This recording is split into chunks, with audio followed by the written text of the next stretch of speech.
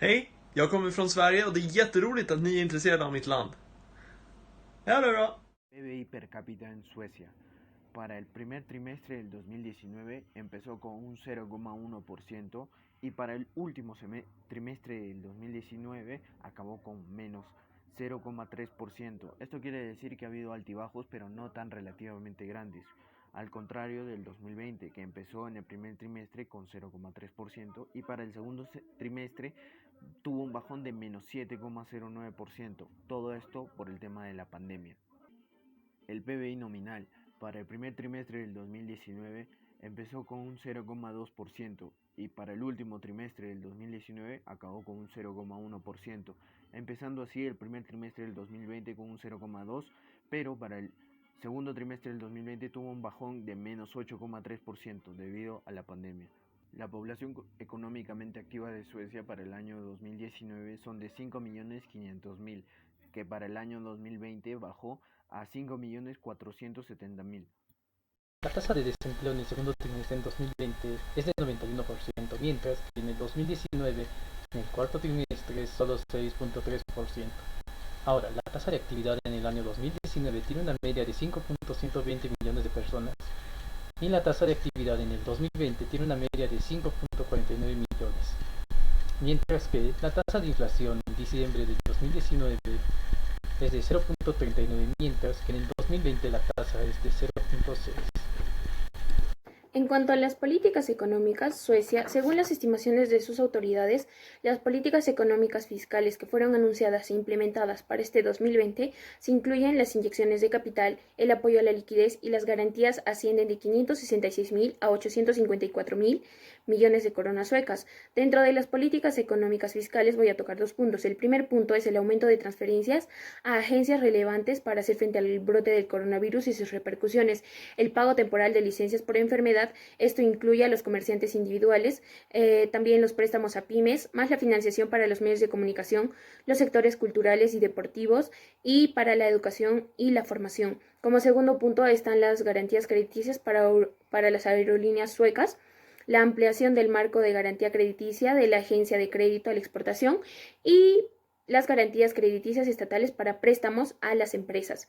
Dentro de la política monetaria, las medidas que se tomaron fueron tres. La primera, que es la reducción de la tasa de interés activa para préstamos a un día en 55 puntos básicos a 0,2% y posteriormente a 0,1%, dejando la tasa repo sin cambios en 0%. El segundo es los préstamos de hasta 500.000 millones de coronas suecas a empresas a través de los bancos. Y tercero sería la introducción de una nueva línea de crédito mediante la cual los bancos puedan pedir préstamo de montos ilimitados, esto con garantías adecuadas y con un vencimiento de 3 y 6 meses. Como plus, Suecia contribuyó con 40 millones de coronas suecas al fondo de contingencia para la emergencia de la OMS y se estima que para el 2021 y 2022 el gobierno haya propuesto amplias medidas de estímulo fiscal y reformas por valor de 105 millones de coronas suecas y 85 millones de coronas suecas. Medidas sanitarias. No se impuso la cuarentena debido a que su estrategia es alcanzar la inmunidad colectiva y en caso haya una segunda ola, el número de contagios podría ser más bajo. El uso de la mascarilla no es obligatorio, sin embargo, se le recomienda a la población que se laven las manos con frecuencia, que tosan y estornuden en su codo, que eviten tocarse los ojos, la nariz y la boca, que mantengan la distancia y sobre todo asuman la responsabilidad personal.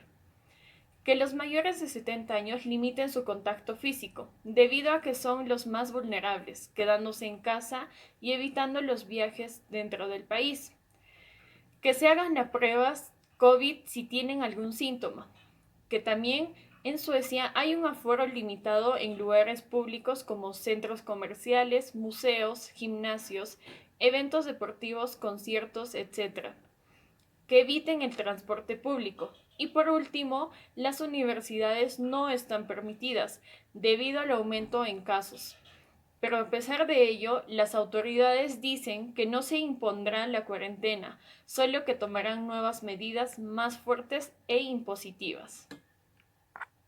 Concluimos en tres puntos. El primero es que la economía de Suecia fue la que menos se ha contraído de los 19 países de la zona euro, y el evitar el confinamiento obligatorio no afectó en gran medida a los aspectos macroeconómicos en comparación con otros países escandinavos. Pero eso sí, su PBI llegó a caer en un 8,6% y la tasa de desempleo llegó a un 9% en comparación del año 2019.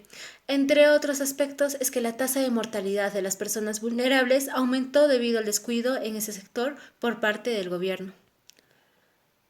Otro punto es que se propuso medidas y políticas sanitarias, mas no la impuso.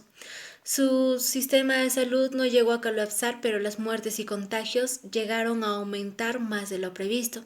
Cometieron un error al no imponer los protocolos de seguridad sanitarios, ya que no decretaron el cierre de establecimientos como restaurantes, colegios, guarderías, ni confinaron a su población, y solo se prohibió reuniones de más de 50 personas, y esto fue muy criticado por los demás países. Y en tercer punto es que la decisión que tomó Suecia con respecto a sus políticas económicas fue que en lo fiscal y en lo monetario sean de manera expansiva, ya que realizó inyecciones de capital, aumentó el gasto público en subsidios, entre otros.